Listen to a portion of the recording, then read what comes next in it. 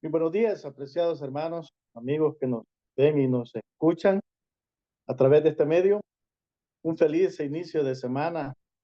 Es un privilegio compartir los consejos de cada día a través eh, del estudio de la cartilla de escuela sabática. Muy bien, el tema para esta semana, para agradar a Dios, y para hoy lunes 13 de enero, pues nos toca el tópico, el regocijo de Dios. Eh, Les invito a que inclinemos nuestro rostro para tener una palabra de oración y poder meditar eh, en el consejo de esta mañana.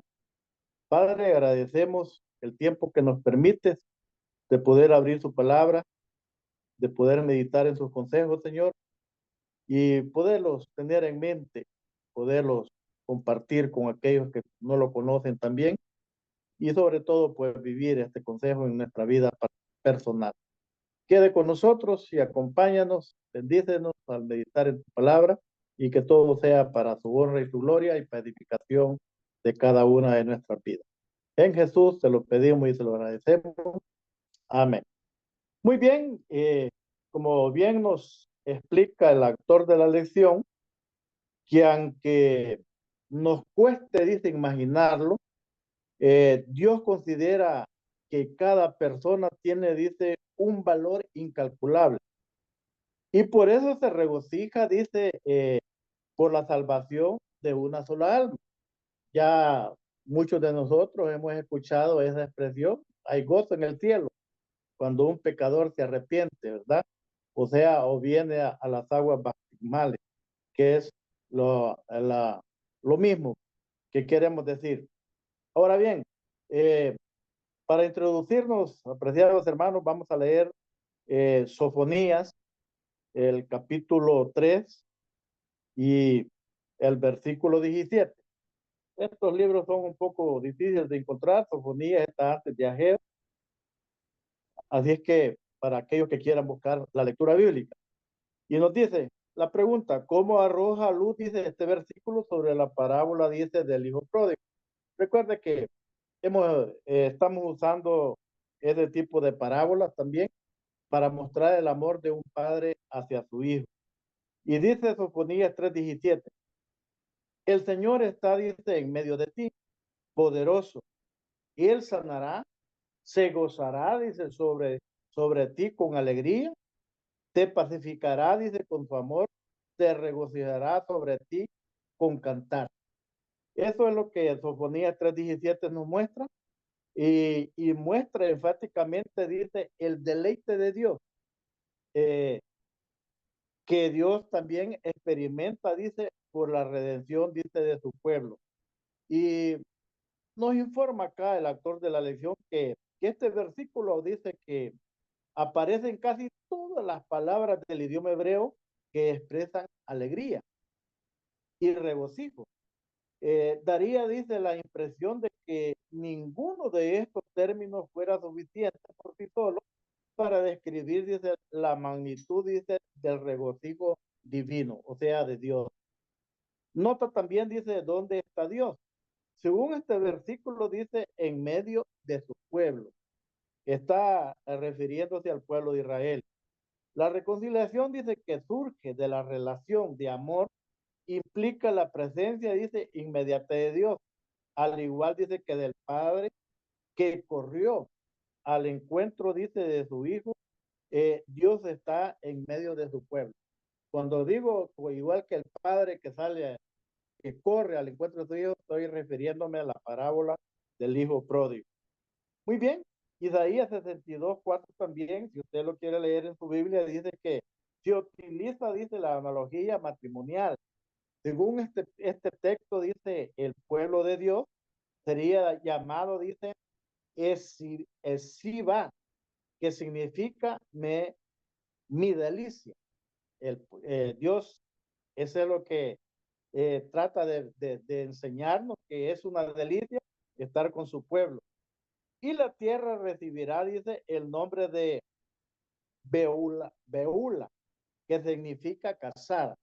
Este término creo que lo encontramos en Oseas también, porque, eh, ¿por qué? Como dice el texto, El Señor se deleita en ti y te reclamará, dice, como su esposa.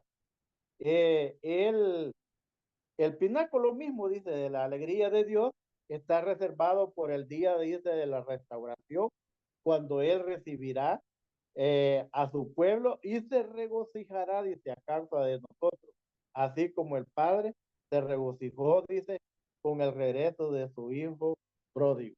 Hermano, todo esto, simple y sencillamente, lo que nos está mostrando es el amor de Dios para cada uno de nosotros.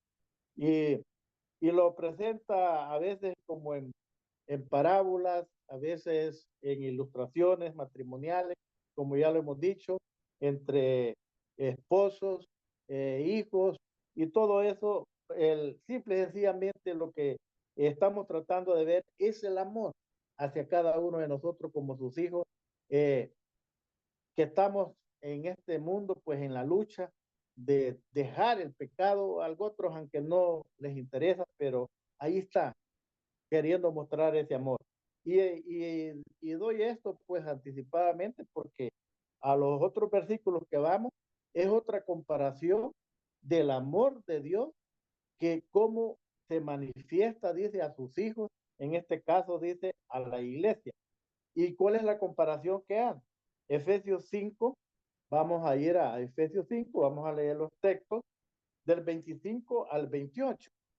Y Y allí dice, ¿qué dice esto acerca del tipo de amor que también nosotros estamos llamados, dice, a demostrar? Porque aquí el apóstol Pablo lo que hace es una recomendación a nosotros como esposos. Y, y, y leamos mejor los textos para que veamos qué es lo que nos dice. Efesios 5:25 dice, marido, amad a vuestras mujeres, así como Cristo amó a la iglesia y se entregó a sí mismo, dice, por ella. Muy bien, para santificarla y limpiarla, dice, en el lavado del agua por la palabra, para presentarla para sí una iglesia, dice, gloriosa, sin mancha, ni arruga, ni cosa semejante, antes que sea, dice, santa e inmaculada. De este modo, dice, el esposo debe de amar a su esposa como a su mismo cuerpo. El que ama a su esposa se ama a sí mismo. Una comparación también que el apóstol hace, ¿no? Porque al final, pues él termina explicando, dice que esto es entre Cristo y la iglesia. Pero es la comparación que hace también que nosotros debemos demostrar ese amor con nuestras esposas y que realmente es lo que Dios también hace con su iglesia, la esposa, dice, del Cordero. Muy bien, por eso dice, este pasaje exhorta a los esposos a amar a sus esposas como Cristo amó a la iglesia. Estuvo dispuesto a morir por ella, por cada uno de nosotros, porque la iglesia somos todos nosotros. No diga, bueno, la iglesia, no, nosotros todos somos la iglesia. Por eso dice que el pasaje exhorta a los esposos, a amar a su esposa como Cristo amó a la iglesia y se entregó a sí mismo por ella. Y amarlas dice como a sus mismos cuerpos. Estos textos, dice, no solo ponen de relieve el tipo de amor, dice, desinteresado yennegado que un marido debe, dice, prodigar a su esposa, sino que también, dice, muestra que Cristo mismo ama a su pueblo, la iglesia. Ahí ve usted que está entre paréntesis, a la iglesia, como parte, dice, de sí mismo. Ese es el amor de Dios. Ese es el amor que se ha mostrado y que Dios sigue mostrando por cada uno de sus hijos, por su pueblo, por su iglesia, como queramos decirlo. Pero el punto es que Dios se regocija en realmente estar entre su pueblo. Pero qué tipo de, la pregunta que podría surgir, ya que no tenemos para meditar este día, pero la pregunta que puede surgir es esta: ¿qué tipo de pueblo es el que Dios espera, en el cual era encontrar regocijo, alegrarse, gozarse y estar en medio de ellos? Piense, ¿qué tipo de pueblo puede ser? ¿Ah? Él espera una esposa, dice, santificada, lavada en el agua, dice, y todo lo demás que se refiere a la iglesia, pero está hablando en términos de una esposa también, que así llama a la iglesia.